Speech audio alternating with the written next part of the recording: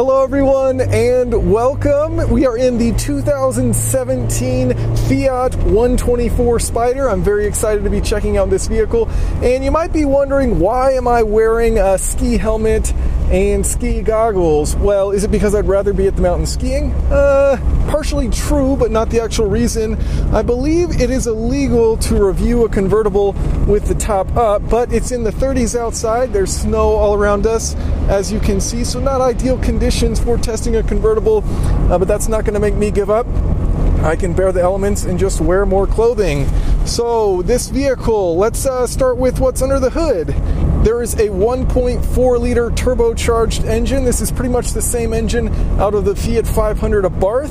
It's making 160 horsepower at 5,500 RPM and 184 pound-feet of torque at just 3,200 RPM. So you'll notice that that's significantly more torque than the MX-5, which makes 148, and it makes it significantly earlier. So as a result, you get peak torque very early on. Not super early. I mean, there are definitely cars which have it before that, but a good amount of torque really early. Above 2,500, you start to get a nice feeling. You get pushed back in your seat. So great from that perspective. Now, as far as comparing the power-to-weight ratio of this versus the MX-5, this is a bit heavier. So it's about 2,500 pounds versus the MX-5, which is sitting around 2,330. And so there's about 150 pound weight difference. As a result, even though this has more power, a slightly worse power-to-weight ratio, 15.5 pounds per horsepower versus the MX-5, which has about 15 pounds per horsepower. Now, as far as the biggest difference between these two engines, really it comes down to the low-end torque that you get in this vehicle. So much more torque on the bottom end. You don't have to wring it out like you do in the MX-5, and you can still put good power down. So you don't really have to be driving it really hard to have a good amount of fun in this, whereas the MX-5, it really lives up in those higher RPMs, and that's where it wants to be. This starts to lose its power up at those higher RPMs, but you're going to get pushed back in your seat more at the lower RPM in this vehicle than in the MX-5. I think we got to turn around because of the snow on the road. Amazing turning radius in this vehicle, just 30.8 feet. I mean, you do see that that's pretty incredible that I could turn around right there. In a one-way street going both ways with parking on the sides, you can do a complete U-turn. You don't actually have to do a three-point turnaround. So that's pretty nice. I mean, 30.8 feet to turn this vehicle around is all you need, which is really nice for parking, for maneuvering in cities, things like that. Great vehicle. I love these small cars. Now, as far as the 0 to 60 of this versus the MX-5, this actually is a bit slower as a result of that added weight. So even though the MX-5 has less power, it does have less weight, and so it's hitting 60 in the high 5s, low 6s, versus this is hitting 60 in the high 6s, mid 6s if you're doing really well. So, you know, about 3/4 of a second difference to 60 between the two vehicles. I'm not sure on the Abarth. The Abarth may be a bit quicker. There are some significant changes. We are in the Lusso, which is kind of the touring, the luxurious version. The Abarth, of course, the all-out sports weapon, which I would certainly want to go with. It's going to have the manual transmission, is what you definitely want. You're going to get more aggressive gearing in that than with the automatics.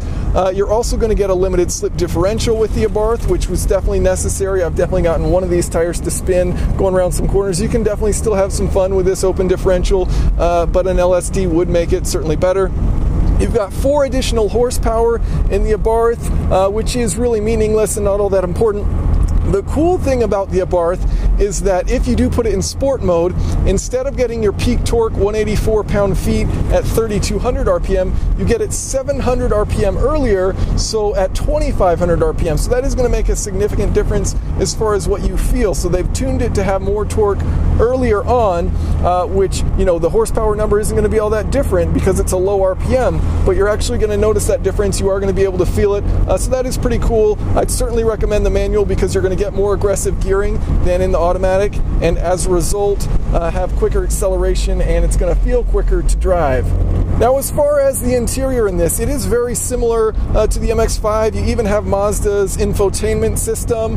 Same legroom, same headroom. There is plenty of legroom, which is surprising. I'm 6'1", and I fit in here just fine. I do wish that it did have a telescopic steering wheel. That's one of the things that I think they should have in the MX-5 and this. They don't, so it just goes up and down. As a result, with the manual transmission, transmission in the MX-5, my left leg would keep hitting the steering wheel as I'd let off the clutch. So, you know, you have space here in the automatic. It's not an issue. My knees don't touch anything. With the manual, you do kind of back into it, and it would be nicer to bring the steering wheel a little bit closer. Visibility is fantastic. A little narrow with the top up, but I've never had any issues driving around town looking out, you know, to the back, to the sides, at your blind spot, things like that. So good visibility in the car. I do like that. And, you know, these small cars are just a ton of fun in these corners here. As far as the steering is concerned, you know, it's light. It doesn't communicate with you a whole lot, but it's really responsive. And even the gear ratio of the steering isn't all that low, so you do have to turn the wheel a decent amount, but the response is there, and that's what makes it so fun. That's what makes these light vehicles really fun to drive, is that you can whip them all over the place. And that's one of the things you'll notice when you're turning this real hard, is that there is a lot of body roll. You can see that right there. I mean, these cars have pretty soft springs in them, not a whole lot of anti-roll bar in there.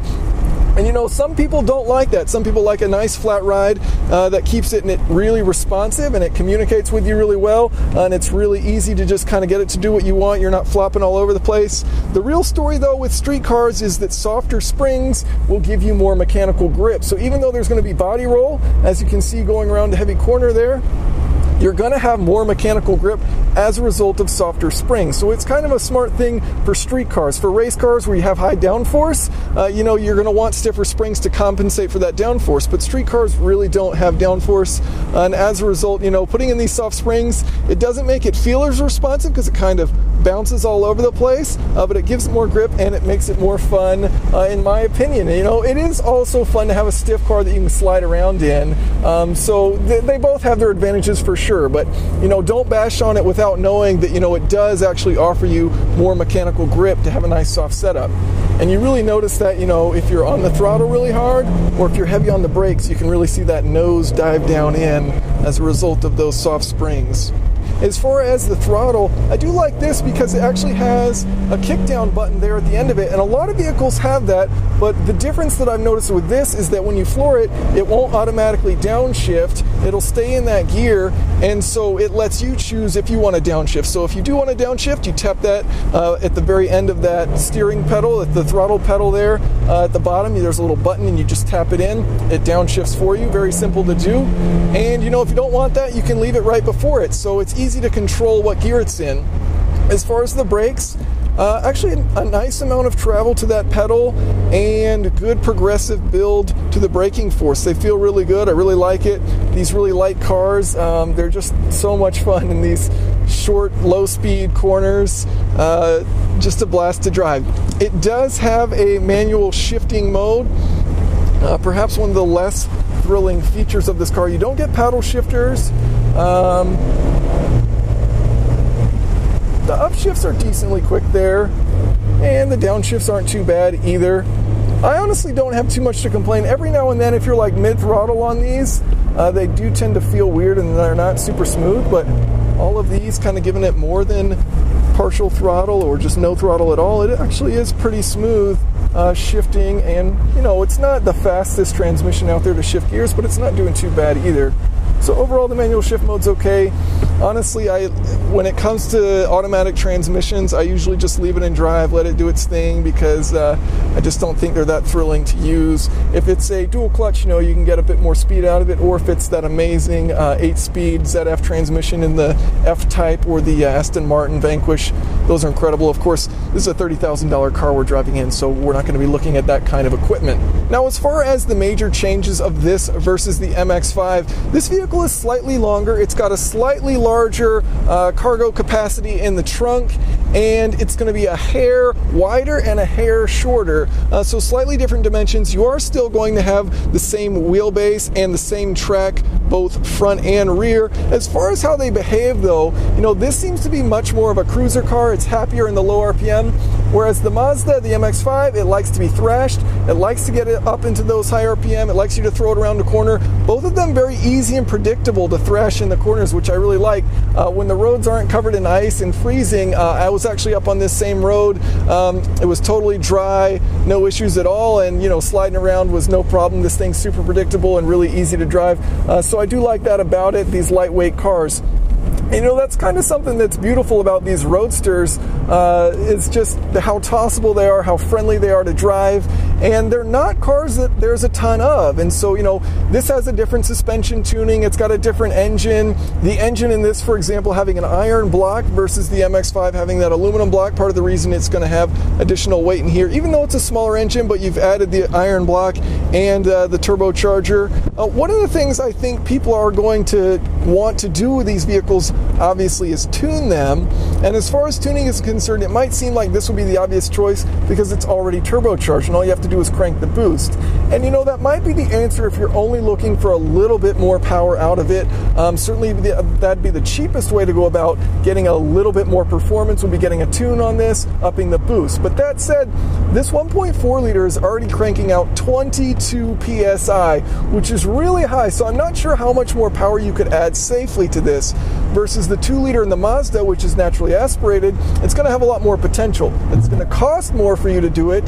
So if you're only looking to do a light tune, this would be an easy car to do it, but I imagine it's going to get unreliable pretty quick if you start adding a ton of boost because you're already at 22 psi, which is really significant. But overall, I have to say, like, I love both of these cars. I'm glad that both of them exist. One of the things that people need to think about is that, you know, not many people buy roadsters, and as a result of that, if there aren't many cars sold, it gets expensive to make low production numbers. And so one of the benefits of the MX-5 and the 124 Spider sharing this platform, this chassis, and some of the other components is that you can, you know, you up the volume of how many of these vehicles are sold, and as a result, you can bring the cost down. So you and I, we get options, and the cost goes down. So it's a beautiful thing having both of these companies take a different approach on the lightweight roadster. I think both of them are incredible. I've loved driving this Fiat 124. It's an absolute joy, super responsive, super fun, very playful, and also a good cruiser. I mean, this really is a nice vehicle to just kind of cruise around in. So I hope you guys have enjoyed the video. Thank you all so much for watching, and if you have any questions or comments, feel free to leave them below.